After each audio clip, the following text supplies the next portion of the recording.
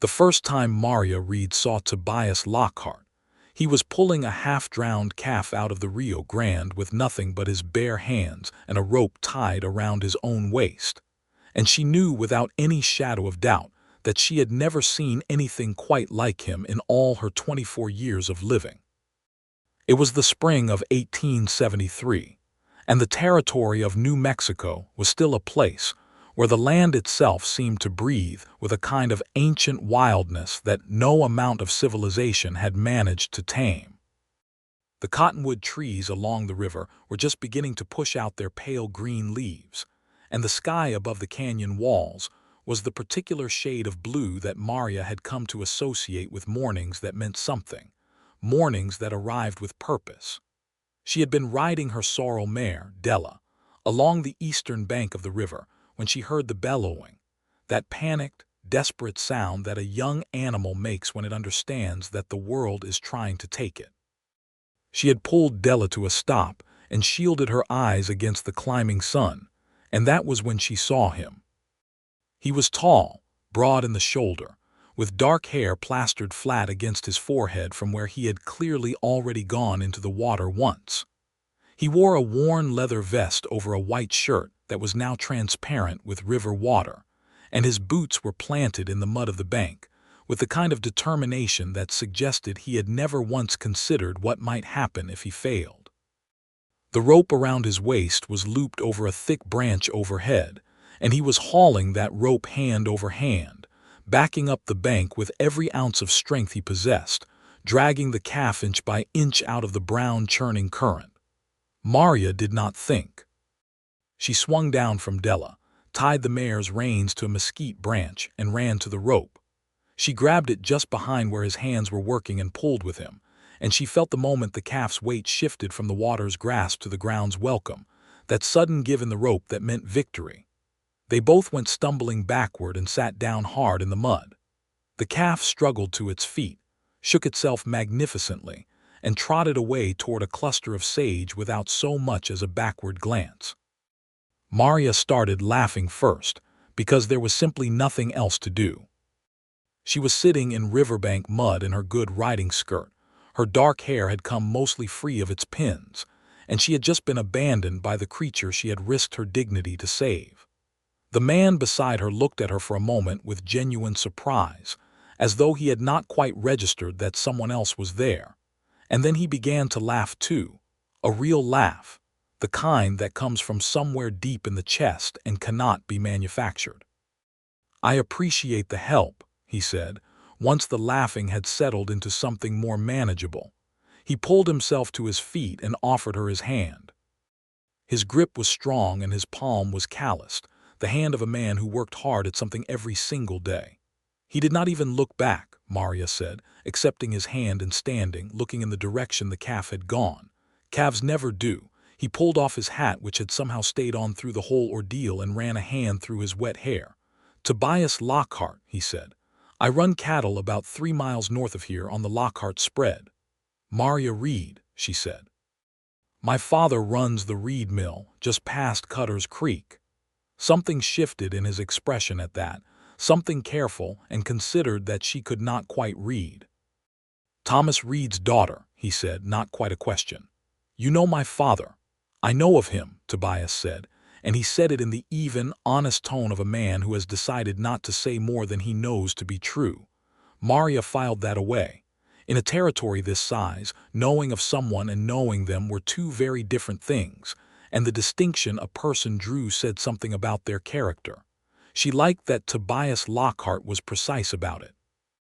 "Well," she said, brushing as much mud as she could from her skirt, which was not very much at all, "I am glad the calf is safe." "So am I." He looked at her then fully and without apology, the way a man looks at something he is genuinely trying to understand. "Are you headed somewhere, Miss Reed, or were you just riding?" "Just riding," she admitted. "I do it most mornings when the weather allows. I find it clears my head." "Riding does that," he agreed. He was still looking at her in that considering way, and it was not uncomfortable, which surprised her. Most men who looked at her like that made her want to take a step back. Tobias Lockhart made her want to stay exactly where she was. "Would you like some coffee?" My camp is just up the bank. I have been out here 2 nights keeping an eye on the herd while they cross." She should have said no. She knew she should have said no. A young woman did not accept coffee from a stranger she had met in a riverbank, no matter how honest his eyes were. But there was something in the directness of his invitation, the complete absence of any motive she could detect beyond simple hospitality, that made her say, "That would be very nice, Mr. Lockhart. Thank you." His camp was modest and impeccably organized in the way that spoke of a man who had lived outdoors long enough to know exactly what he needed, and nothing more. A small fire with a blackened coffee pot hanging over it, a bedroll under the shelter of a large cottonwood, his saddle propped against the trunk, and a pair of saddlebags that looked as though they had been repaired many times over many years. His horse, a big gray gelding with a white blaze, was staked nearby and regarded Maria with calm brown eyes. "That is a fine horse," she said. "His name is Pilgrim," Tobias said, pouring coffee into a tin cup and handing it to her. "He is the most sensible horse I have ever owned, which makes him considerably smarter than most people I have met." Maria laughed again, and she noticed that he seemed to like making her laugh, not in a performative way, not the way some men worked at humor like it was a job, but in the way of a person who simply enjoyed seeing someone happy. They talked for an hour beside that small fire, while Pilgrim dozed, and the river ran its steady brown course behind them, and the morning warmed around them. She learned that Tobias had come to New Mexico from Texas 3 years prior, that he had bought 100 acres of decent grass from a man named Alderman who had given up on ranching and gone back east, and that he had been building his herd slowly and deliberately ever since. He had no family nearby. His mother had died when he was 15. His father had passed 2 years ago, and he had a sister somewhere in Kansas who wrote letters with some regularity but whom he had not seen in 4 years. He learned that Maria had grown up in the territory, that her mother was the daughter of a Mexican landowner, and had come north across the border 20 years ago when she married Thomas Reed, and that her mother had died of fever 3 winters past. That Maria helped her father run the mill and the small adjacent trading post, and that she was not what anyone in the town of Rio Blanco would call a conventional young woman, in that she could ride and shoot and do accounts and had opinions about nearly everything, and that she expressed these opinions with some regularity, and that this had not made her particularly popular with some of the more traditional families in the territory. "I do not think that is a flaw," Tobias said. "Most men do," she said, watching him carefully. "Most men," he said, "are fools." He said it simply, without bravado, as though it were a plain fact he had verified through long observation. She rode back to the mill that morning with her skirt ruined and her heart doing something unfamiliar and slightly alarming in her chest, and she told herself that it was simply the excitement of the morning, the river, the calf, the unexpected coffee. She told herself that for about 3 days before she admitted to herself that it was Tobias Lockhart. She was not the only one who came to that realization quickly. He rode into Rio Blanco 4 days after their meeting at the river, ostensibly for supplies, and made his way to the Reed trading post with the focused purpose of a man who knows exactly where he is going. Maria was behind the counter tallying accounts when the bell above the door rang, and she looked up, and there he was, clean-shaven and in his best shirt, his dark hat in his hand. "Miss Reed," he said. "Mr. Lockhart," she said. "I need some flour," he said, "and some coffee, and I would like very much to call on you if that would be agreeable to you and your father." The directness of it caught her completely off guard, and she was not a woman who was easily caught off guard.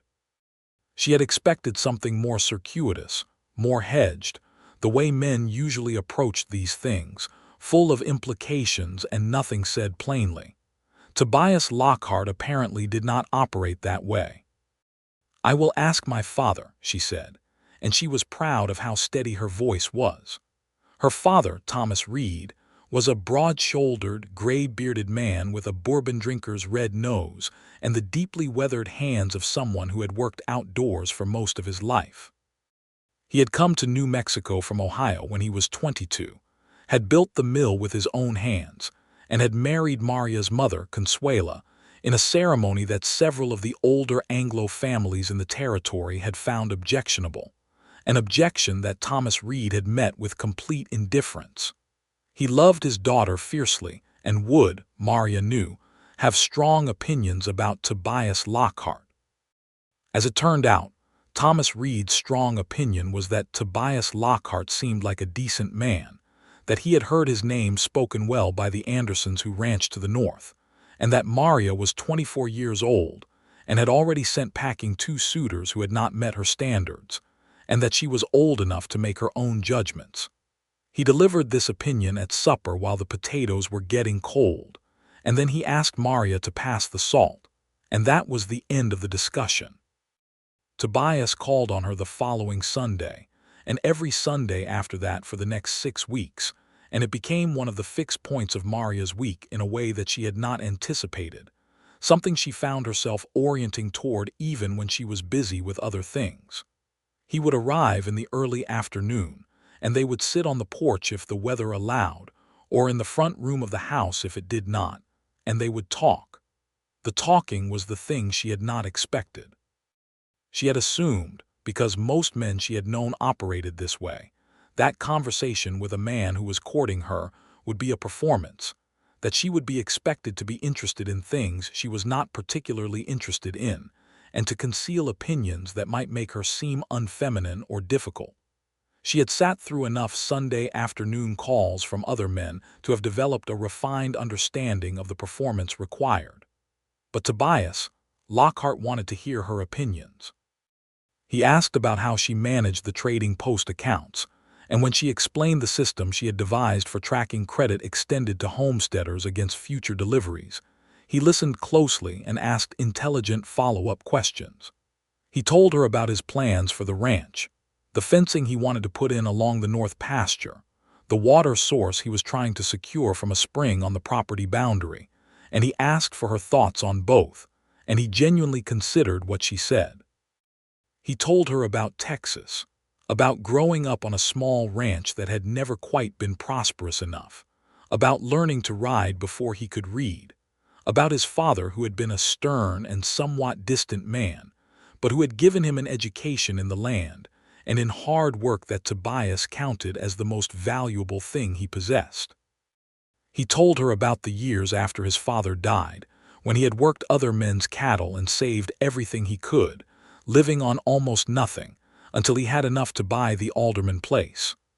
"Were you lonely?" she asked him once on a warm June evening when they were sitting on the porch and the fireflies were just beginning to appear above the meadow grass. He considered the question seriously, the way he considered everything. "I was solitary," he said finally. "I am not sure that is the same thing. Lonely is when you want company and do not have it.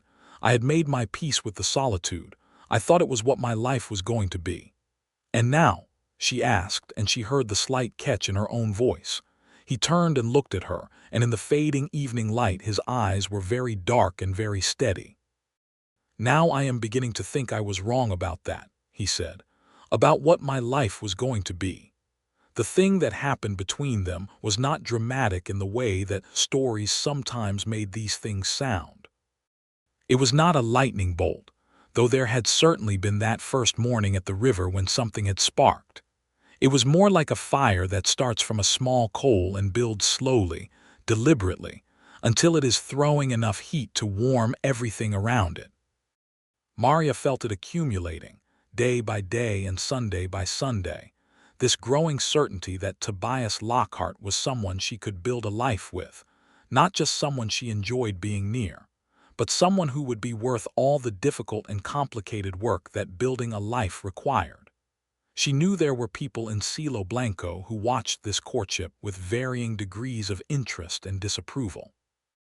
The territory was not an easy place for a woman whose mother had been Mexican, and who had, as Maria had, inherited her mother's dark eyes and dark hair, and the particular way that Consuela Reed had carried herself, like someone who knew exactly who she was and was unapologetic about it. There had always been people in town who looked at Maria with a certain kind of assessment that had nothing to do with her character, and she had learned to simply live alongside that reality without letting it diminish her. But there was a specific complication that she had not yet addressed, and that was the question of her father's debts. Thomas Reed had been a good builder and a reasonable miller, but he was not a particularly good businessman, and the winter of 1872 had been hard on the territory in ways that had cascaded through the local economy in ways that were still being felt. Thomas had extended generous credit to several homesteading families who had subsequently failed and moved on, and the mill had taken on some repairs that had cost more than anticipated. And the sum of these things was that Thomas Reed owed a significant amount of money to a man named Harlan Croft, who operated out of the county seat at Alameda, and who was not a generous creditor. Maria knew the numbers intimately, because she kept the books. She knew that the debt was manageable if nothing else went wrong, and if the summer brought the kind of business the mill normally generated. She also knew that nothing ever went entirely according to plan in the territory of New Mexico in 1873, and that Harlan Croft was the kind of man who liked to find leverage and use it. She had not told Tobias about the debt. She was not sure why, except that she was proud and the situation embarrassed her, and she had not wanted to see something change in his eyes when she told him. But keeping it from him was beginning to feel dishonest in a way that sat uncomfortably with her. She told him on a Sunday afternoon in late July, when the heat had driven them inside and they were sitting at the kitchen table with glasses of cold water while her father napped in his room. She laid it out plainly, the numbers and the timeline and the name of the creditor, and she watched his face the whole time. He listened without interrupting. When she was finished, he was quiet for a moment, turning his water glass slowly in his hands. "How much time do you have?" he asked. "Croft has been patient so far," she said. "I think because he has something in mind. He has inquired twice about the mill property. I believe he intends to foreclose and take the property if we cannot pay, which would leave him with both the debt satisfied and a working mill." "That sounds like Croft," Tobias said, and there was nothing of surprise in his voice. "You know him?" she asked. "I know of him," he said, and again the same precise distinction. "He has done similar things to other properties in the county. There was a family named Cowboy, had a good farm near the river. He bought their note from the bank when they were struggling and called it in before they could recover. They lost everything." He looked at her steadily. "I am sorry you are dealing with this, Maria." It was the first time he had used her given name without the miss before it, and it landed in the quiet kitchen like something significant. "I'm not telling you because I want your help," she said quickly, because she needed him to understand that. "I am telling you because I do not want there to be anything between us that is not said plainly." Something in his expression softened in a way that made her breath catch. "I know you are not," he said. "That is one of the things about you, Maria. You say what is true even when it costs you something." He set his water glass down. "Would you let me look at the numbers?" She hesitated. "Not to rescue you," he said quietly. "To think through the problem with you. 2 heads, that is all." She brought him the ledger. They sat at that kitchen table for 2 hours going through the accounts together, and it was during those 2 hours that Maria Reed understood something fundamental about Tobias Lockhart that she had been slowly assembling without fully seeing. He was a practical man, but he was practical in the service of what mattered, and what mattered to him, she could see clearly now, was sitting right across the table from him. He did not make it obvious, but the care with which he applied himself to her problem, the genuine focus and the way he occasionally looked at her when he thought she was looking at the ledger. It was all there to be read by anyone paying attention, and Maria was very good at paying attention. His suggestion was this. He had a spring on his north boundary that was running strong, stronger than his current operation needed. The town of Cielo Blanco had been discussing for some time the question of improving the water supply to the public square, and there was money allocated for that project from the county. He contracted with the county to supply water via a channeled line to the town center. The contract payment would be enough, combined with the summer mill business, to retire the debt to Croft before the end of the calendar year. You would have to agree to supply the spring water, Maria said. You would get the contract money, not us. But you would retain the mill, he said, which is worth considerably more over time than the contract money. She studied him. Why would you give up the contract money? I would not be giving it up. I would be investing it, he said, and he held her gaze with a quiet steadiness that made her chest feel too full to breathe properly. If you will let me. She did not answer him immediately. She was a woman who believed in thinking things through, and she thought this through carefully, and what she arrived at, sitting in her father's kitchen in the hot July afternoon, was that Tobias Lockhart was not offering charity. He was offering partnership, and he was offering it because the future he was imagining included her, and he was willing to stake something real on that imagining. Yes, she said, I will let you. They went together to the county commissioner's office in Alameda the following week, Maria and Tobias, with a written proposal that Maria had drafted and that Tobias had reviewed and expanded.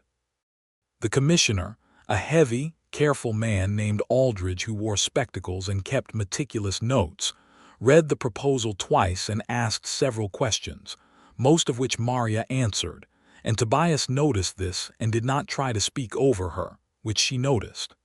Commissioner Aldridge approved the contract.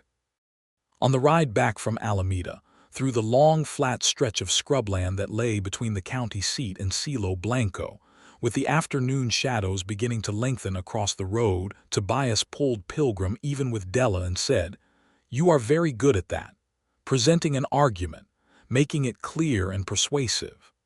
I had a lot of practice keeping my father's accounts, she said. It is more than accounting, he said. It is understanding what the other person needs to hear and giving them exactly that.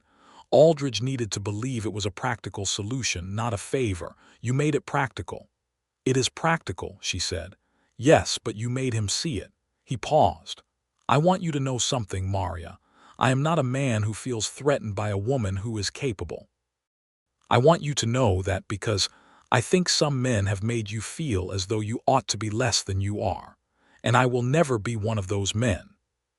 She looked at him, riding beside her in the afternoon light straight in the saddle, his hat throwing a shadow across his face, and she felt something settle inside her with a kind of finality, the way a last piece of a puzzle settles into place, and suddenly the whole picture is visible.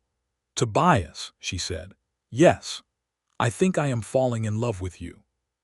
He pulled Pilgrim to a stop so abruptly that the gelding snorted in mild indignation, and he turned in the saddle and looked at her with an expression she had never quite seen on his face before, open and unguarded and lit from within by something that made him look younger and older at the same time. Maria Reed, he said, and his voice was rough around the edges in a way it usually was not. I have been in love with you since you sat down in the mud and laughed at that calf. She started laughing, and he was laughing too, there in the middle of the scrubland road with the afternoon light going gold around them and no one for miles in any direction. And it was the best kind of laughing, the kind that comes from the overflow of something too large for any other expression. He leaned across from Pilgrim and she leaned from Della, and he kissed her once carefully, as though she were something he was terrified of breaking, and then she kissed him back to show him that she was not breakable, and when they separated they were both breathing rather more quickly than the circumstances of sitting still on horseback would normally warrant. I suppose, he said, clearing his throat, that I ought to speak to your father. I suppose you ought, she agreed.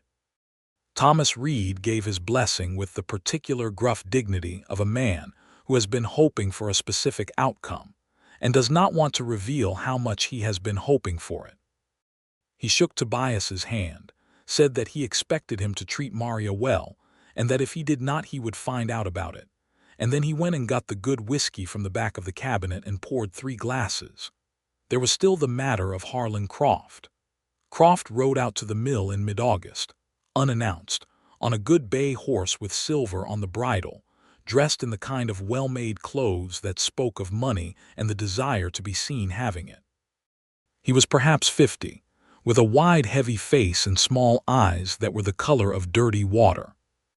He had 2 men with him, both carrying rifles in the casual way of men who carry rifles as a habit, and Maria watched him ride up to the mill from the upstairs window and felt something cold move through her.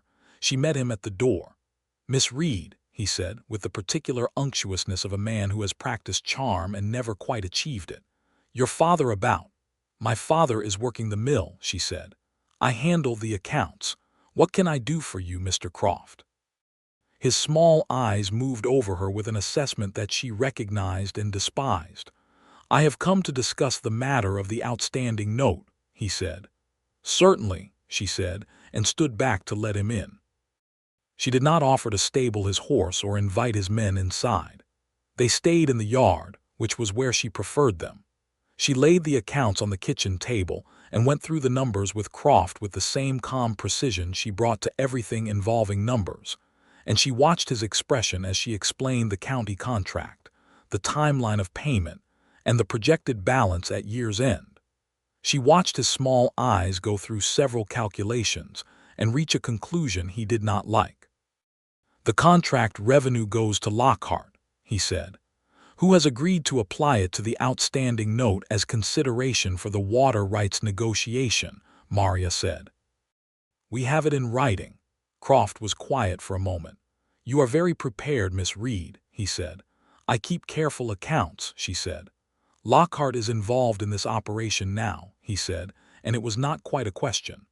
"Mr. Lockhart and I are engaged to be married," she said, which was not quite established yet in any formal sense, but was so clearly the direction of things that she felt it was a reasonable statement of fact.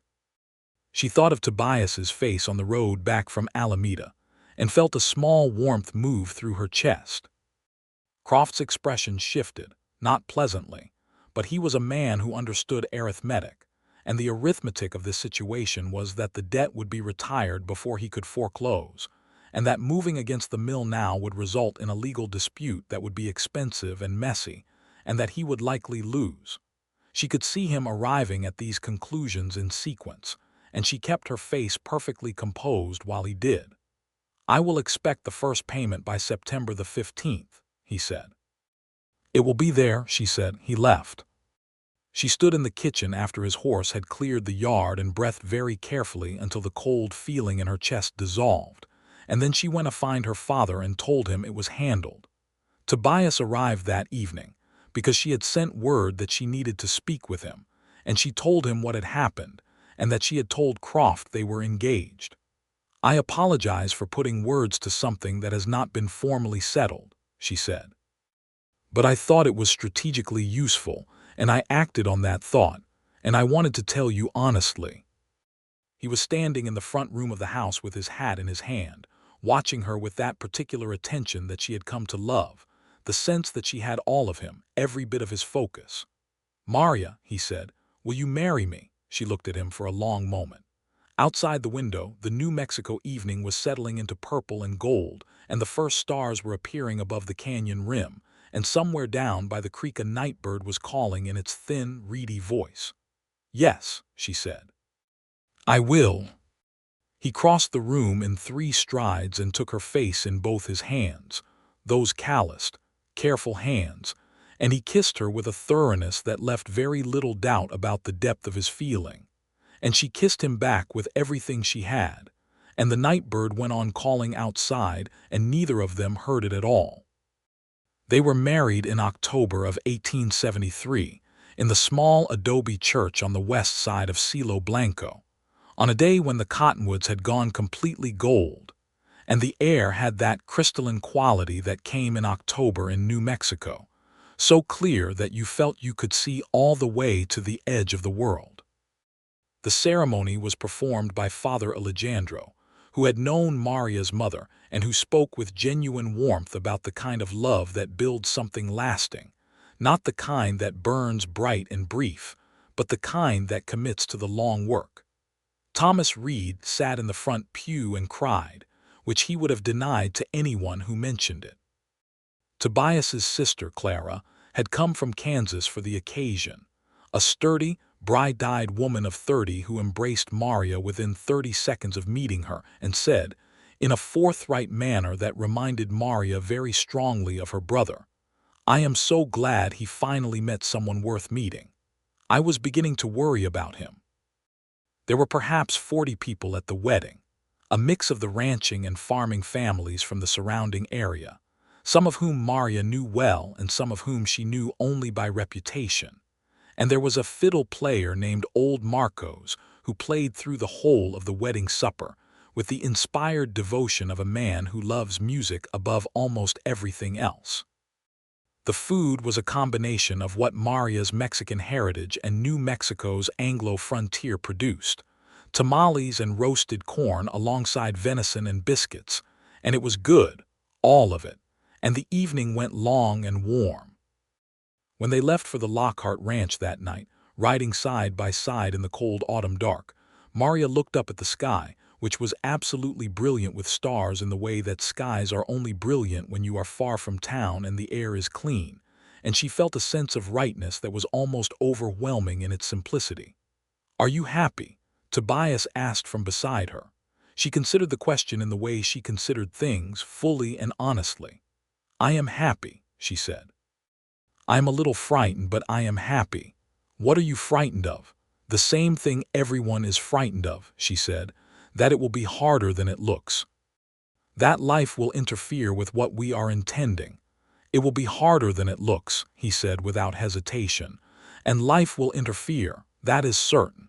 "And," she said, "and none of it will change what we are," he said simply.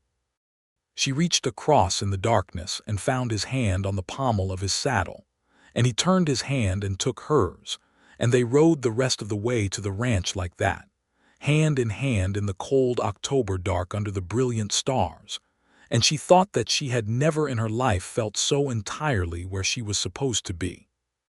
The Lockhart Ranch was modest but solid, a long, low adobe house with thick walls and a covered porch that ran the length of the front, surrounded by the corrals and outbuildings that a working cattle operation required.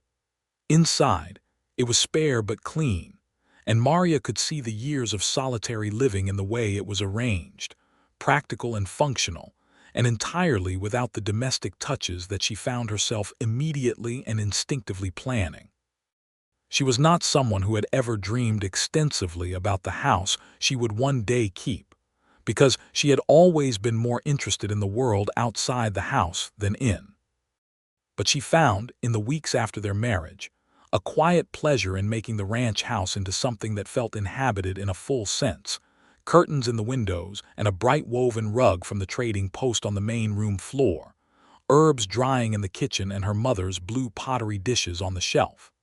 These were small things, but they were hers, and they were theirs, and the distinction between those two things was something she turned over with satisfaction on a daily basis.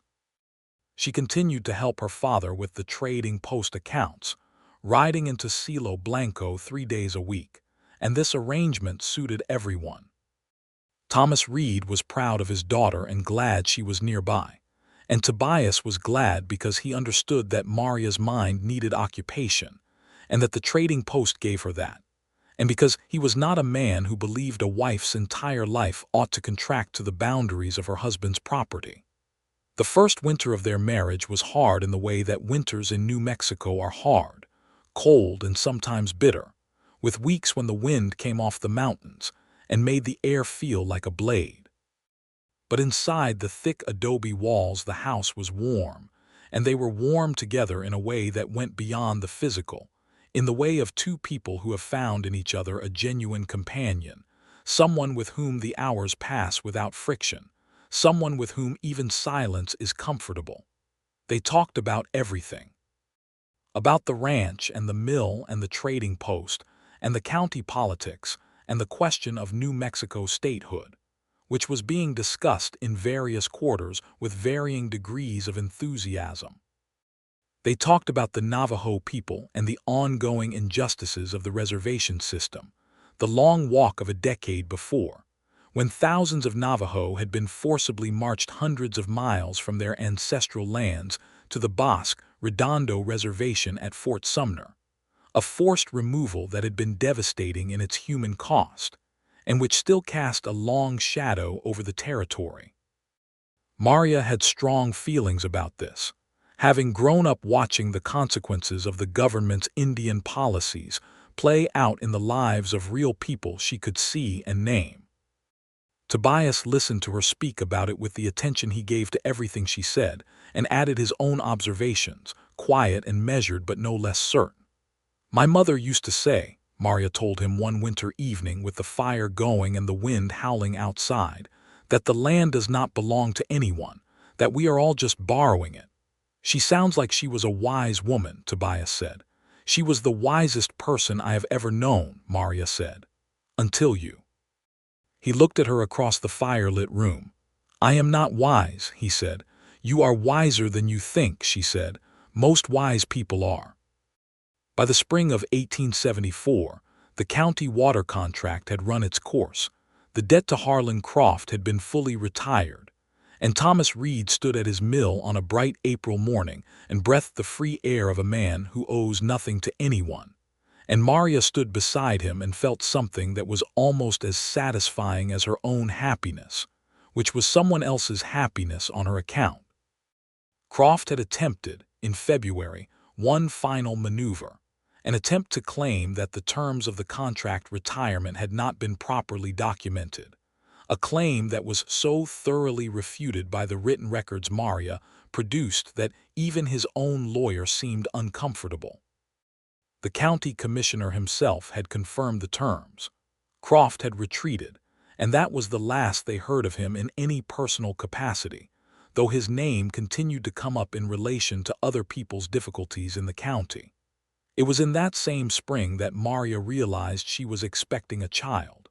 She told Tobias on a morning in April when the new grass was coming up thick in the south pasture, and the first of the wildflowers were showing at the edges of the meadow.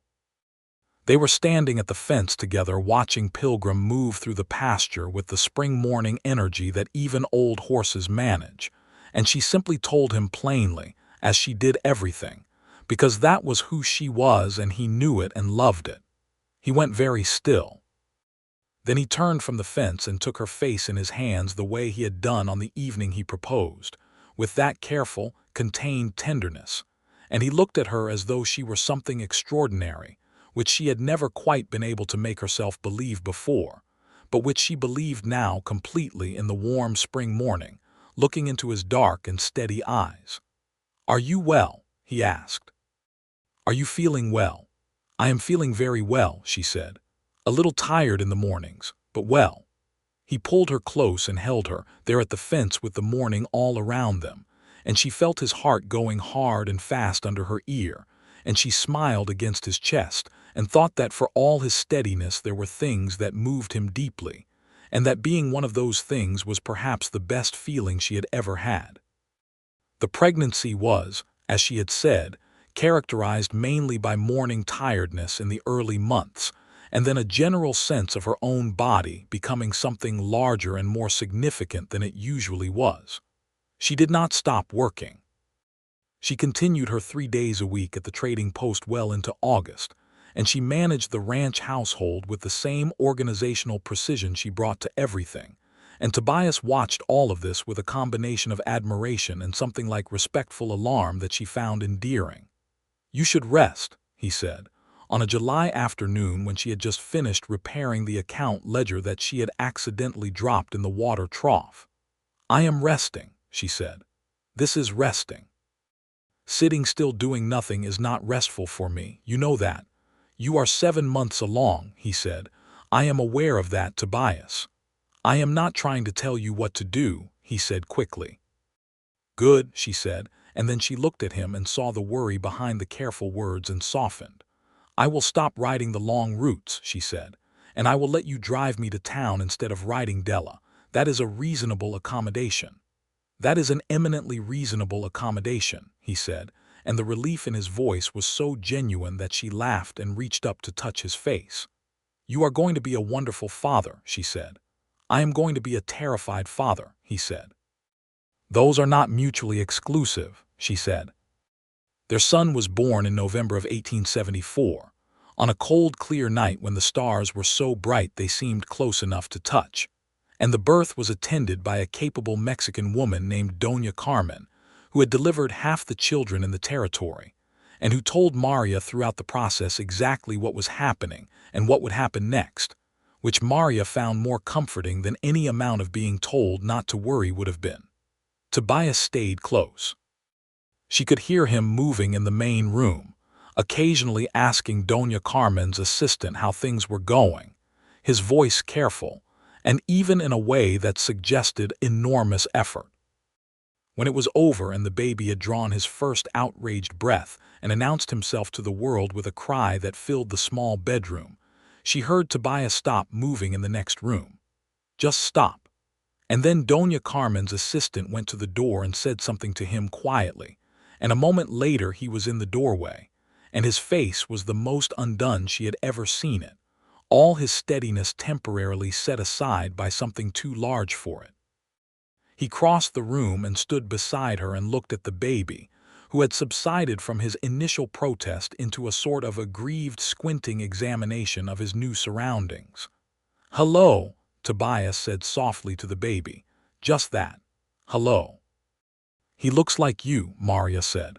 "He looks like a very old man who has had a difficult day," Tobias said, and she laughed, even exhausted as she was. They named him Samuel Thomas Lockhart, after no one in particular and both their fathers in part. And from the first week of his life, he was a serious, watchful baby, which Tobias said was exactly what you would expect from a child of Maria Reed's, and Maria said was exactly what you would expect from a child of Tobias Lockhart's, and they agreed that it was probably both. Samuel grew through his first year with the determined efficiency of a well-nourished plant, and the ranch grew with him. Tobias had added to the herd the previous fall, and the spring roundup of 1875 was the best they had had, the cattle fat and the price at the Alameda stockyard strong. He hired 2 permanent ranch hands, young men named Emmett and Pete, who slept in the small bunkhouse behind the main barn, and who were, in Maria's estimation, perfectly decent young men who worked hard and ate an astonishing amount. The mill continued to be profitable, and Thomas Reed's health, which had never been robust, remained stable enough for him to keep working, though Maria noticed with a quiet concern that her father tired more easily than he once had, and that his color was not always what it should be. She began making arrangements, quietly and without drama, for more of the mill's day-to-day operation to be handled by Martin Chavez, who had worked there for years and was more than capable. It was in the summer of 1875 that something happened that tested everything they had built, not in the way of a dramatic single event, but in the way that the hardest things always happen, gradually and then suddenly. A drought came. Not the ordinary summer dryness that the territory accepted as part of its nature, but a true and punishing drought, the kind that turned the grass brown by May and cracked the earth into geometric patterns like a broken map, and drove the water in the creek beds lower and lower, until by August there were stretches that were simply gone, just dry rock where water had been. The ranchers and farmers across the county felt it in their bones, the way that country people feel weather in their bones, and conversations at the trading post and the feed store and the church steps were all about the same thing, whether it would break and when. The Lockhart Ranch had the spring on the north pasture, which was a significant advantage, and Tobias managed the water carefully and conserved it deliberately, rationing it across the herd and the house and the kitchen garden that Maria was nursing through the summer with a stubbornness that was, she freely admitted, almost personal in its nature. But the herd needed more water than the spring alone could provide for all of them, and by late August it became clear that they would need to move part of the cattle to better water, which meant a drive of nearly 40 miles to a river pasture that was available if you could get there. "I will go with you," Maria said. "Samuel is only 8 months old," Tobias said. "Doña Carmen has offered to stay with him and my father will be here as well," Maria said. "I am not asking permission, Tobias. I am telling you my plan." He looked at her for a long moment. Samuel was sitting on the kitchen floor behind her, examining a wooden spoon with the serious attention that Maria recognized from his father's face. "The drive will take 4 days," Tobias said. "I know the route," she said. "I have ridden it. And Emmett and Pete are good men, but neither of them can manage accounts. And you will need someone along who can document the animals and handle any transaction at the far end if there are buyers." He ran his hand through his hair, which he always did when he was working through something. "4 days is a long time to be away from Samuel," he said. "Yes," she said simply. "It is." There was a silence between them in which she understood that he was looking for a reason to argue against it and finding that he could not because he did not want to protect her, but because she was right and he was a man who recognized when he was right. "All right," he said. "But you ride with me at the front and you do not go ahead scouting." "Agreed," she said. The drive was hard in the way of all drives. Long days in the saddle in the killing heat. The cattle moving slowly and reluctantly in the way of cattle that know they are being pushed away from familiar ground. Maria rode Della and kept the accounts and helped at camp in the evenings. And on the second night of the drive, sitting around the fire with Emmett and Pete and watching Tobias check the cattle for signs of distress, she thought about how entirely her life had reorganized itself around this man and this land and this work, and how the reorganization had felt not like a loss of herself, but like the addition of a larger self, as though she had expanded into something that was more than she had been alone. On the third day of the drive, a man rode out of the scrub brush to intercept them.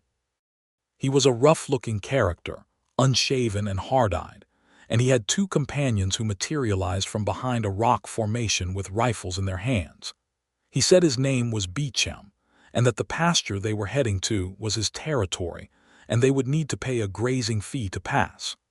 Maria could feel the tension go through Emmett and Pete and through Tobias, who had gone very still in the saddle in the way that she had come to recognize as his version of high alertness. "That pasture belongs to the county," Tobias said. "It is open range under county designation.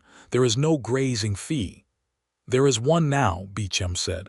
"How much?" Maria said. Every eye went to her. Beecham looked at her with evident surprise, as though he had not expected the woman to speak directly to him. $10 a head," he said. "That is robbery," she said pleasantly. "And federal law is fairly specific about interference with open-range cattle access. The county commissioner at Alameda, who I know personally, would be very interested to hear about this conversation." She paused.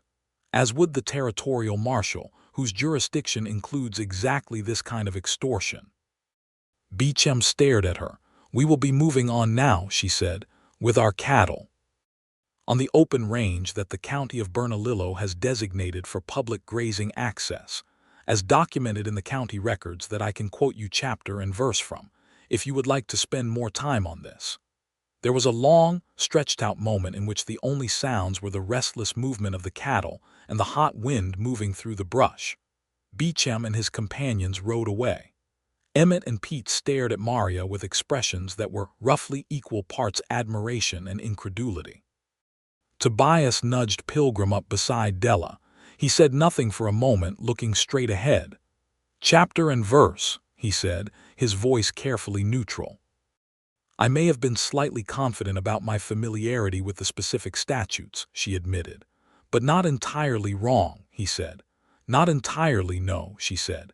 He turned and looked at her, and his mouth was doing the thing where it was almost a smile but not quite, the expression she loved most on his face because it was entirely involuntary.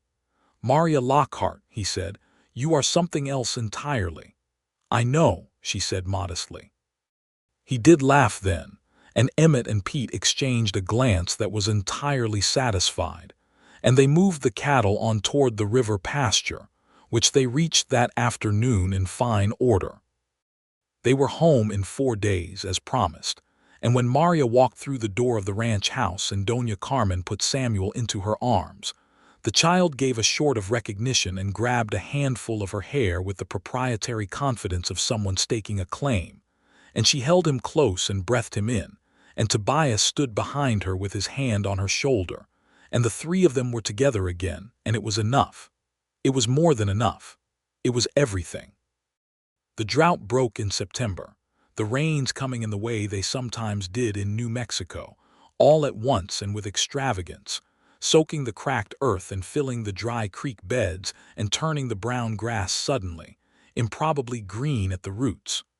The relief across the territory was almost audible, the collective exhale of people and animals and land alike. Thomas Reed's health declined through the fall of 1875, slowly at first, and then with a speed that frightened Maria, who had been watching for it and still was not prepared. By December, he was spending most days in the chair beside the window rather than at the mill, and Martin Chavez was running the operation with the competent steadiness that justified every confidence Maria had placed in him. She spent as much time as she could with her father in those months, sitting beside the window with him in the afternoons and talking about her mother, about his early days in New Mexico, about the life they had built at the mill and the life she was building at the ranch.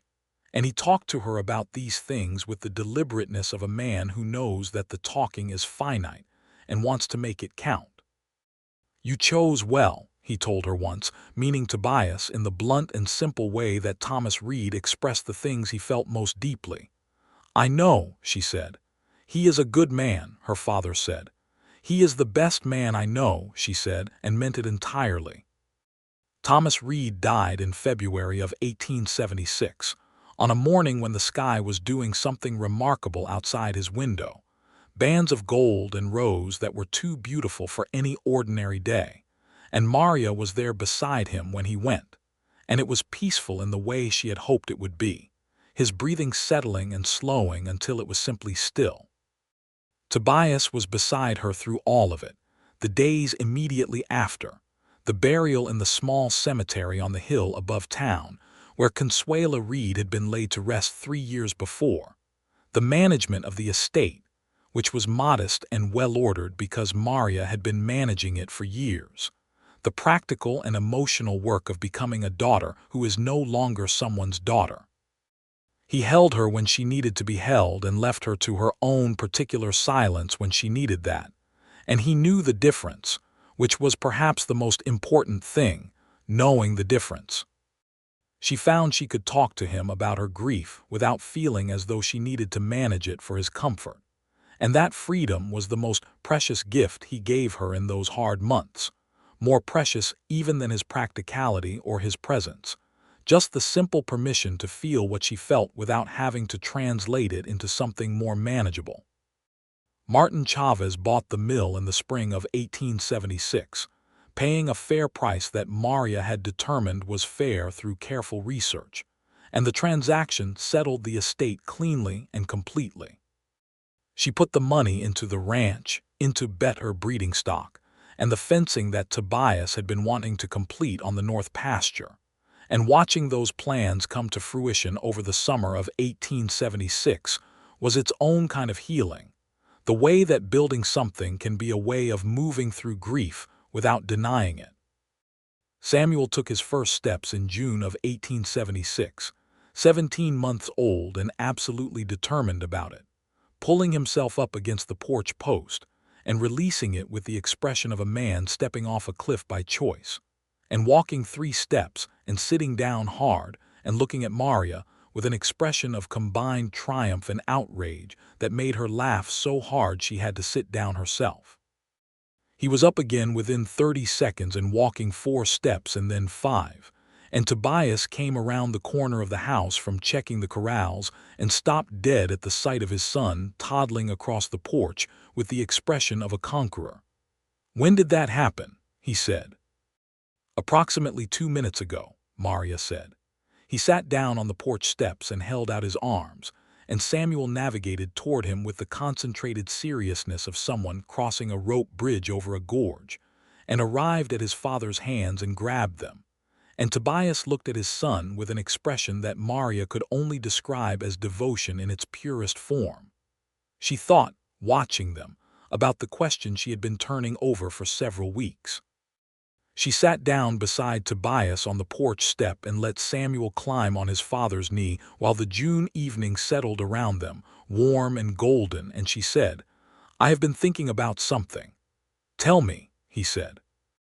"I have been thinking that I would like to teach," she said. "The territory needs more schools. Silo Blanco has perhaps 30 children of school age and no proper schooling. I spoke with Commissioner Aldridge last month about the possibility of establishing a proper school, and he was encouraging about it. There is a building near the church that the county owns and does not currently use." He was quiet, processing this. "That is a significant undertaking," he said. "I know," she said. "I would need to spend several days a week in town. We would need to think about how to manage that with Samuel, at least until he is old enough to come along." He looked at her sideways, and his expression was the one she trusted most, thoughtful and genuine. "What do you need from me?" he said. That was one of the things she loved about him most entirely, that question. Not whether she had thought it through, not whether she was sure, not a list of practical objections. "What do you need from me?" "Your support," she said, "and someone to help watch Samuel on the days I am in town." "You have both," he said without hesitation. He shifted Samuel to one arm and put his other arm around her, and she leaned against him on the porch step while the evening went slowly dark around them, and Samuel fell asleep against his father's chest, and the ranch was quiet around them, the horses in the corral and the sound of the creek far off and the first night birds beginning their evening conversation. "Tobias," she said quietly, careful not to wake Samuel. He said. "Are you happy?" she asked. She was echoing his question from their wedding night, and she meant it the same way he had meant it, as a genuine inquiry, not a rhetorical one. He was quiet for a moment. Then he said, "I am more than happy. I am content, which is better. Happy is a feeling that comes and goes. Content is something you build." "Wise man," she said. "Your words," he said, and she could hear the smile in it. The school opened in the fall of 1876 in the repurposed county building near the church, with 17 students on the first day, and Maria Reed Lockhart at the front of the room with a set of primers she had ordered from Santa Fe and a blackboard that Commissioner Aldridge had procured at county expense. She taught reading and arithmetic and a little bit of history and geography, and she did it with the same direct, capable energy she brought to everything. And the children, who ranged in age from 6 to 14 and came from both Anglo and Mexican families, and at least one whose father was a Navajo man who had settled near the town, looked at her and listened. It was not always easy. Some of the parents, particularly from the more traditional Anglo families, had reservations about the curriculum or about the mix of children in the classroom, reservations that Maria addressed with the same pleasant, immovable firmness she had deployed on Harlan Croft. She was the teacher. These were the children. This was what she was going to teach and how she was going to teach it. Anyone who had a genuine concern was welcome to discuss it with her in a civilized manner. Anyone who wanted to make it into something other than a question of education would find her entirely uninterested in the conversation. Tobias heard about at least some of these encounters from people in town who reported them back to him, because that was how small communities functioned, and his response, consistently, was a quiet pride that he expressed at home but not publicly, because he understood that her authority in that schoolroom was hers and not a reflection of him, and should stay that way. On an afternoon in late October of 1876, 3 years to the month from their wedding, Maria came home from a day at the school to find Tobias on the porch. Samuel was with Clara, who had come for a visit from Kansas, and the ranch was quiet in the way it was sometimes quiet on clear October afternoons, just the wind and the birds and the sound of the cattle somewhere out in the pasture. She sat beside him on the porch steps, the same place they had sat on so many evenings, and they watched the sun go down behind the canyon rim, the sky going from blue to gold to rose to the particular shade of deep violet that preceded dark in New Mexico. "What are you thinking about?" she asked. He was quiet for a moment, looking out at the horizon. Then he said, When I was working cattle in Texas before I came here before the ranch, I used to think about what I wanted. I had a list in my head: good land, a strong herd, a house that was mine. I thought those were the things that would make a life feel like a life. And, she said, and I got here and I got the land and the herd and the house, he said, and it was not enough. It was good, but it was not enough. I could not have told you what was missing because I had not imagined it yet. She waited. The sky was deep rose now, the color of a late summer flower. Then I pulled a calf out of a river, he said, and she heard the warmth in his voice, that quality that was always there when he talked about the things he loved. And a woman in a ruined skirt sat down in the mud and laughed, and I understood what had been missing from the list. He turned and looked at her in the fading October light, and she looked back at him, this man she had built 3 years of married life with, who had held her through her father's death, and helped her fight her father's creditors and ridden 40 miles in a drought, and stood in the doorway on the night Samuel was born with his steadiness temporarily set aside by wonder. "What is it you want, Tobias?" She asked softly. "From life. What is it you are looking for?" He looked at her directly and completely in the particular way that he had always looked at her, that full, unguarded attention that had first surprised her on a riverbank in the spring of 1873. "I am looking right at it," he said. She felt the words land in her chest like something that had been waiting to be said, not just now but always, as though every moment between the riverbank and this porch had been building toward exactly this man and this evening and these exact words. She reached out and took his hand.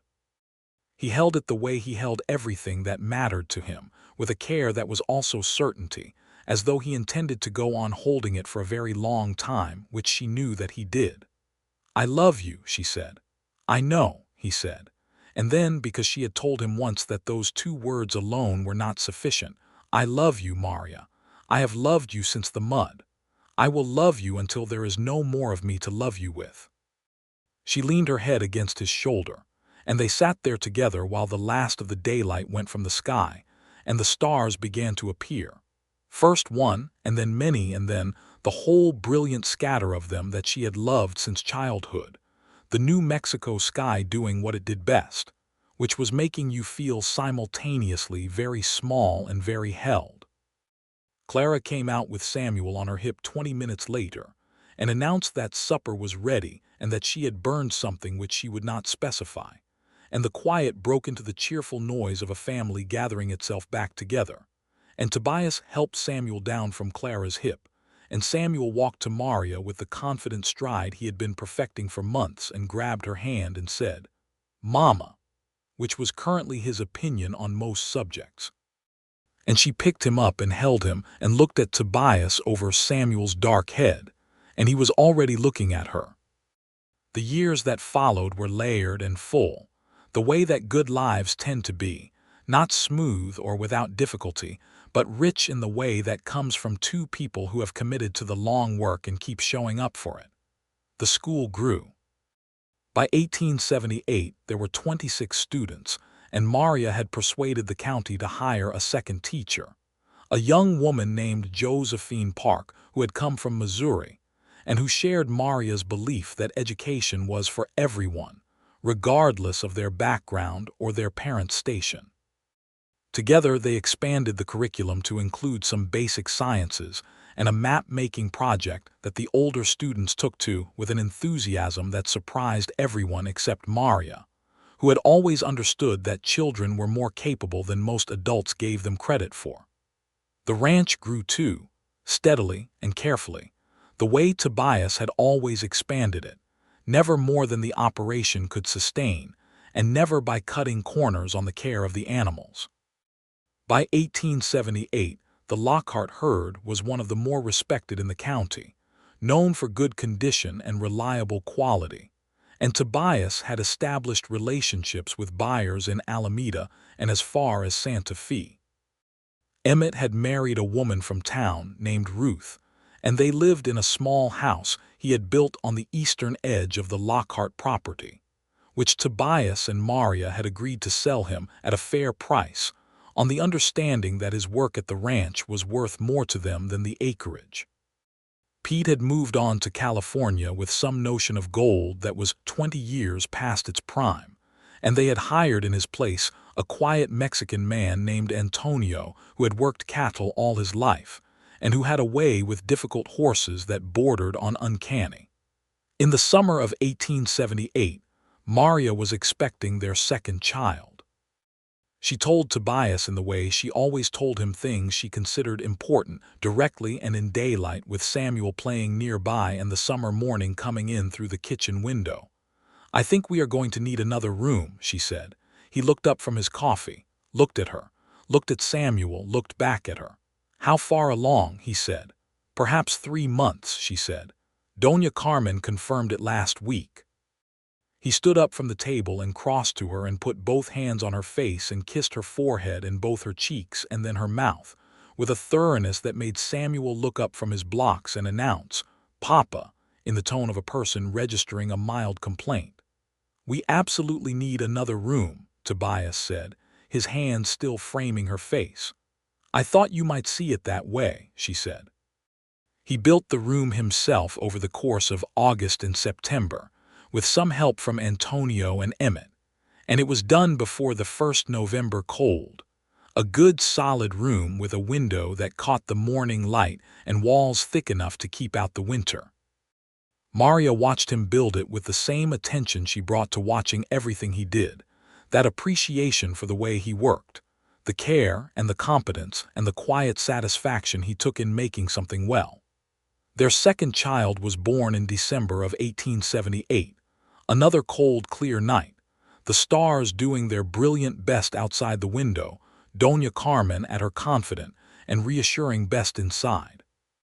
This time it was a girl, and she arrived with a fury that suggested she had opinions about the process and intended to make them known. And when she was placed in Maria's arms, she looked up at her mother with dark eyes that were already, impossibly, focused and aware.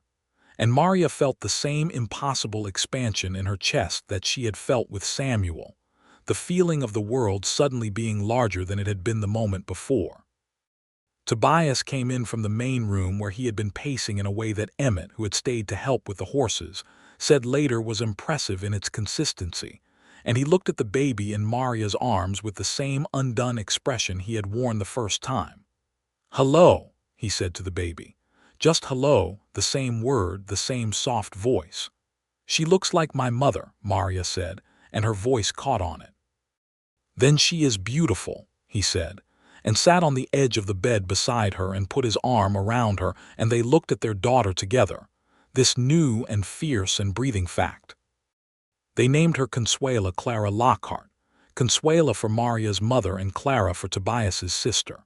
And Clara came again from Kansas when she heard the name and cried in a way that was also impressive for its consistency, and held the baby with an ease that spoke of the children she herself was raising in Kansas, 2 boys and a girl, Tobias's nieces, and nephew whom Maria had finally met the previous summer when they had all made the journey to visit. Consuela, who was called Connie almost immediately because Samuel could not manage the full name and his version of it stuck, was a different creature from her brother in nearly every particular.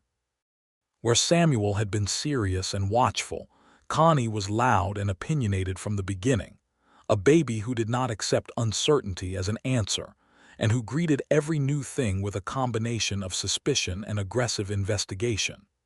By the time she was walking, which she accomplished at a shockingly early age, she had her own theory about most things and was not shy about expressing it. "She is you," Tobias told Maria once, watching their 18-month-old daughter conduct a very emphatic one-sided argument with the family cat. "She is a combination of us," Maria said fairly. "The volume is definitely you," Tobias said. "I am not loud," Maria said.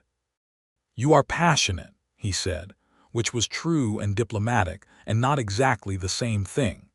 Samuel adored his sister with the particular patience of an older sibling who has decided that the small and chaotic creature is fundamentally acceptable despite the evidence. He would sit with her while she examined things, narrating his own observations in the careful, measured way that was entirely his own. And Connie would look at him with an expression that was partly attention and partly simply enjoying the sound of his voice.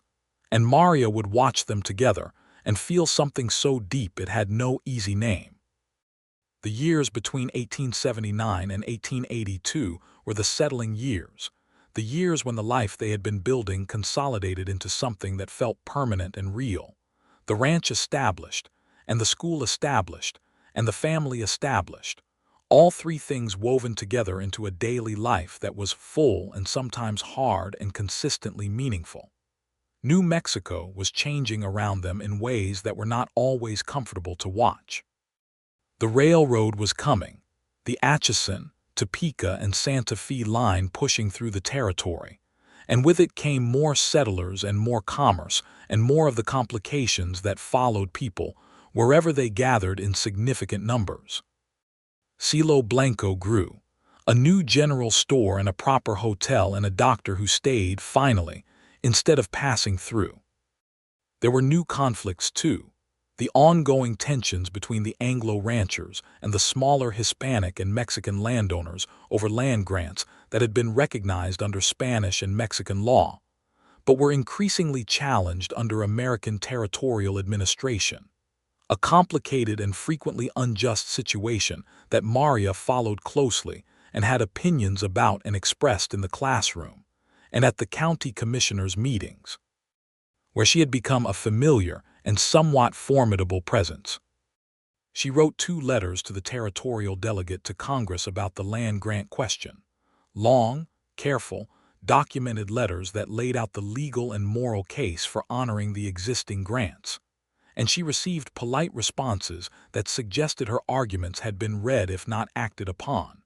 And she was not discouraged, because she had always understood that these things moved slowly, and that the work was not less worth doing for that. Tobias read her letters before she sent them, as he read everything important that she wrote, not to approve them but because she valued his perspective, and because he sometimes caught things she had missed and vice versa.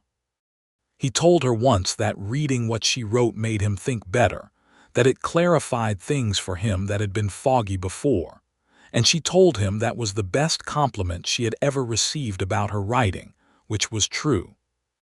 In the spring of 1882, Cielo Blanco held its first proper community gathering, a spring fair in the public square that drew people from 30 miles in every direction, ranchers and farmers and tradespeople and their families. And there was music and food, and a horse race on the flat ground east of town that generated entirely too much excitement, and at least one small wagering dispute that Deputy Marshal Torres had to mediate. Maria organized the school's contribution, which was an exhibition of the students' map-making projects that attracted considerably more interest than anyone had anticipated, including from a gentleman who turned out to be a surveyor with the territorial government, and who spoke with Maria for 45 minutes about cartography. Tobias found her at the end of that conversation and said, "Should I be concerned about the surveyor? He is 63 years old and has a wife and 4 children in Santa Fe," she said.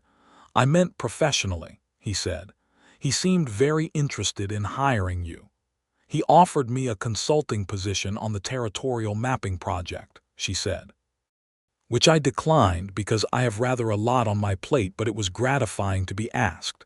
"It is gratifying," he agreed, and the pride in his voice was uncomplicated and genuine. "Where are Samuel and Connie?" she said, realizing she had not seen them in some time.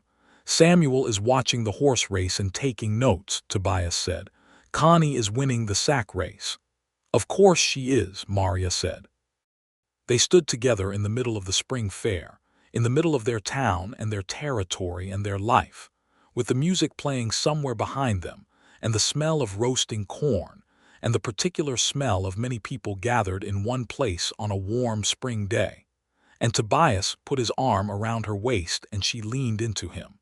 And neither of them said anything for a moment because nothing needed to be said. By the summer of 1882, Samuel was 7 years old, and attending his mother's school with the earnest enthusiasm of someone who has always understood that learning is important. And Connie was 3.5 and had recently decided that she intended to have a horse of her own, which she communicated to her father with such clarity and persistence that Tobias had told Maria they probably needed to discuss it. "She is 3.5, Maria said. "She is extremely 3.5, Tobias said. They got Connie a small gray pony named Biscuit, who turned out to have the same unflappable temperament as Pilgrim, and who tolerated Connie's enthusiastic handling with a saintly patience. Connie rode Biscuit around the corral every morning with an expression of absolute satisfaction, and Maria watched from the porch and thought about the morning she had ridden Della along the eastern bank of the Rio Grande in the spring of 1873, just riding because it cleared her head, and how that particular morning had changed everything. It was on a September morning of 1882 that the thing happened which became one of the stories they told in later years as defining, though they did not recognize it as such in the moment. Maria had ridden into Cielo Blanco for the first day of the new school year, and she was setting up the classroom, arranging the benches and updating the blackboard with the opening lesson, when a boy came in who she had not seen before. He was perhaps 10 years old, with a thin, watchful face and clothes that had been mended many times over, and he stood in the doorway with the particular stillness of someone who is not sure if they will be welcome. "Come in," Maria said. "I do not know if I am supposed to," he said. "My mother said I could try, but that some places do not want people like us." Maria set down the chalk. "What is your name?" she said. "Gabriel," he said. "Gabriel Reyes." "My mother's name was Reyes before she married," Maria said. "Come in, Gabriel. Sit anywhere you like." Gabriel Reyes sat near the middle and applied himself to the first day's lesson with a focus that made Maria's heart move. His mother, she learned later, was a widow who had come up from Chihuahua 2 years before and was working as a laundress in town, and Gabriel was the oldest of 3 children and had never had proper schooling. Within 3 weeks he was the strongest reader in the class. Within 2 months, he was helping the younger students with their letters during the free period, which was something he had appointed himself to do without being asked. Maria told Tobias about Gabriel at supper one evening in November, and Tobias listened in the way he always listened to her when she was telling him something she cared deeply about. "What does he want to be?" Tobias asked. "He is 10, Maria said. 10-year-olds have ideas," Tobias said. "He told Josephine he wants to be a lawyer," Maria said. "He said he wants to help people who do not get helped." There was a silence between them. Tobias was looking at his plate and she could see him thinking. "His mother is doing laundry to support 3 children, he said. "Yes," she said. "He will not be able to stay in school much longer if she needs him to work," he said. "No," she said. "Probably not." Tobias was quiet for another moment.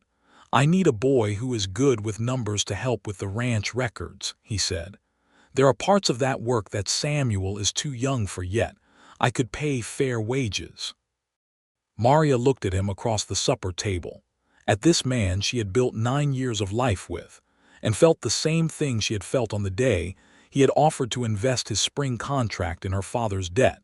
Not surprise, because she had stopped being surprised by the goodness of Tobias Lockhart, but something that was perhaps better than surprise, the deep, settled recognition of a character she had learned entirely and trusted completely. "I will speak to Gabriel's mother," she said. Gabriel Reyes worked at the Lockhart Ranch 3 afternoons a week for the next 4 years, doing accounts and record-keeping and learning, as a secondary benefit, everything that Tobias Lockhart could teach him about cattle and land and the practical management of an operation. He stayed in school. He graduated from Maria's school at 14, with the best record of any student she had taught, and she wrote him a letter of introduction to the school in Santa Fe that had recently begun offering more advanced coursework. But that was later. In the September of 1882, he was just a boy in the doorway, and Maria said, "Come in," and he came in, and sometimes the most important moments are as simple as that. The winter of 1883 brought something unexpected, which was a letter from Clara in Kansas, saying that she and her husband James were thinking of coming south, that the Kansas winters were wearing on James's lungs, and that she had always thought New Mexico sounded like a place worth knowing. Could Tobias and Maria tell her honestly whether there was opportunity there for a family wanting to establish a small farm? Tobias read the letter twice and handed it to Maria. She read it and looked at him. "What do you think?" he said. "I think we have 100 acres of bottomland on the south boundary that we have been intending to develop for 3 years and have not gotten to," she said. "And I think it would be very good for you to have your sister nearby." He looked at her for a long moment. "You are certain?" "I am certain," she said. He wrote back to Clara that night, a long letter that she could hear him working on from across the room, the scratch of the pen on paper going steady, and then pausing and going again. And she read her book and occasionally looked over at him and thought about the sister he had not seen in 4 years, and the way certain distances were not just miles. Clara and James Park and their 3 children arrived in the spring of 1884 in a wagon loaded with everything they owned, and Clara descended from the wagon seat and looked at the New Mexico landscape spreading out around her, the canyon walls and the mesa and the cottonwoods and the impossibly blue sky, and said, "Oh," in the tone of someone having a significant realization. "It does that to people," Maria told her. "It did not do that to me quite as strongly when I first arrived," Tobias said.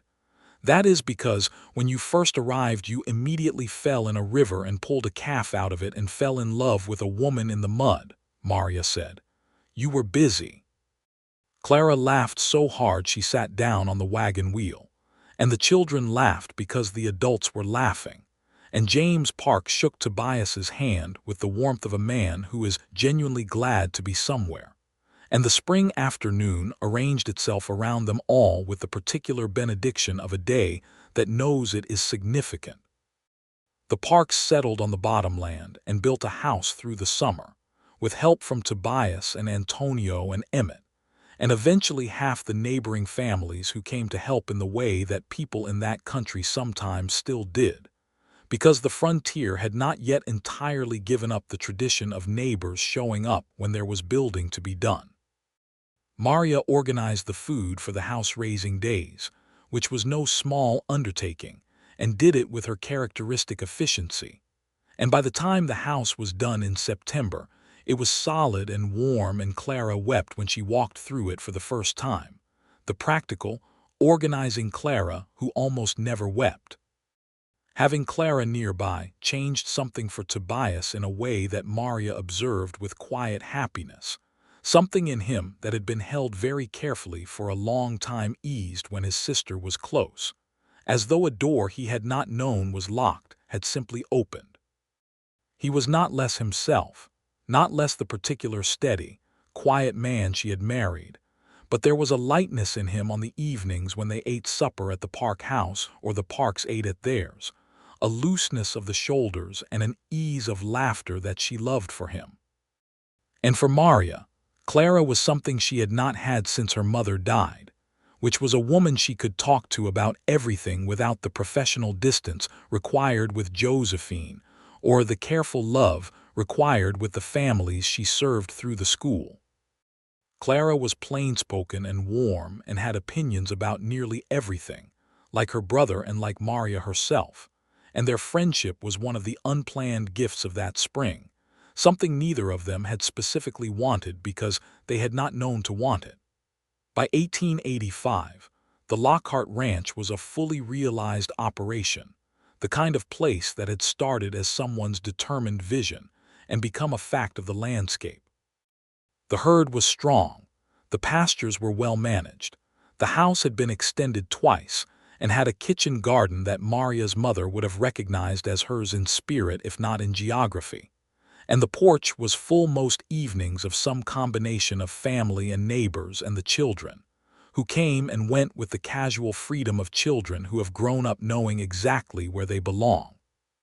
Samuel was 10 now, serious and kind, and already clearly his mother's son in his relationship to books, and his father's son in his relationship to the land, possessing both loyalties without conflict. Connie was 6 and had expanded from riding biscuit in the corral to demanding increasingly ambitious excursions that Tobias supervised with what Maria considered admirable patience and what Connie considered intolerable caution. It was Connie who asked the question that evening in June of 1885, a warm evening when the whole family was on the porch. Tobias and Maria and Samuel and Connie and Clara and James and their children, after a long supper that had ended with a pie that Clara had made from the first plums of the season. They were all sitting in that comfortable post-supper quiet, and the evening was doing its best, the sky going gold and rose above the canyon rim and the first stars appearing, and Connie, who had been quiet for perhaps 6 minutes, which was unusual for her, looked at her father and said in the direct, unhedged way she had inherited from both her parents simultaneously, "Papa, what do you want most?" The porch was quiet. Everyone looked at Tobias. He had Connie on his knee and Maria beside him, her shoulder against his, and the evening light was on his face, and he turned and looked at Maria with the same expression she had seen on his face 9 years before on a different porch on a different October evening, that full, unguarded attention. Maria looked back at him, knowing what was coming, knowing it and feeling it land with its full weight anyway, the way that certain truths never lose their power no matter how many times they are said. "I am looking right at it," he said. Connie considered this with her characteristic combination of suspicion and investigation. "That is Mama," she said. "Yes," he said. "And you and Samuel and this porch and this land and Clara and everyone else here, all of it." He looked at Maria when he said it, and she held his gaze, and the love between them was as visible in that moment as the evening sky, as plain and as radiant. "That is a lot of things," Connie said, satisfied with this answer. "Yes," Tobias said. "It is." Clara caught Maria's eye across the porch, and the look between them said everything that did not need to be said in front of the children. Samuel, who had been listening with his characteristic thoughtfulness, said, "I think I want to be a lawyer." And there was a small surprised silence, and then the conversation moved on to Samuel's ambitions, and how one went about becoming a lawyer in the territory of New Mexico in 1885, which was a conversation that took the better part of an hour and involved Commissioner Aldridge's son, who was studying law in Albuquerque, and Gabriel Reyes, who had written just last month from Santa Fe. But Maria held onto the moment, kept it somewhere careful in herself, the way you keep things that matter most. Her husband's voice saying, "I am looking right at it," and the evening light, and the full porch, and this life that they had built from a ruined skirt and a rescued calf and a cup of coffee beside a small fire on a riverbank.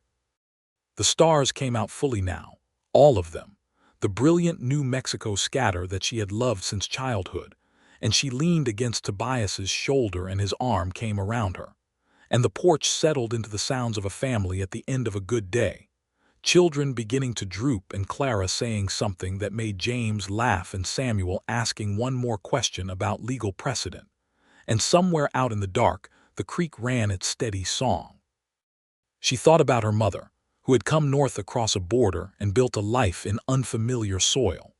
She thought about her father, who had built a mill with his hands and filled it with love and left it behind when he was ready to go. She thought about the spring of 1873, and a man up to his waist in the Rio Grande, pulling a calf out of the current with nothing but his bare hands and his determination, and a woman who had not been able to ride past without stopping to help. She thought about the question she had asked him that afternoon on the porch in October of 1876, and the question Connie had asked him this evening, and the same answer both times, steady as a compass bearing, true as the ground under their feet. She turned her head and looked up at him, and he was already looking down at her, his dark eyes quiet and certain in the evening light. "Thank you," she said softly. "For what?" he said. "For pulling that calf out of the river," she said. He laughed, low and warm, and pulled her closer, and the stars went on blazing above the canyon rim, and the children's voices mixed with the creek and the night birds, and the porch held all of them. And the life they had built together was whole and complete and entirely their own. And it was enough. It was so much more than enough. It was everything that a life was supposed to be when it was lived well and loved fully and built without apology in the particular, beautiful, difficult, extraordinary land they called home. In the years that came after, the story that the Lockhart family told about themselves began, always, with a river and a calf and a woman in a ruined skirt who laughed in the mud, because that was where it had begun, and the beginning mattered, and they knew it. Samuel grew into a careful, principled young man who did indeed study law, articling with a firm in Albuquerque in 1893, and returning to the county to practice, where he was known for the same quality his mother had always prized in his father, the ability to say what was true even when it cost something.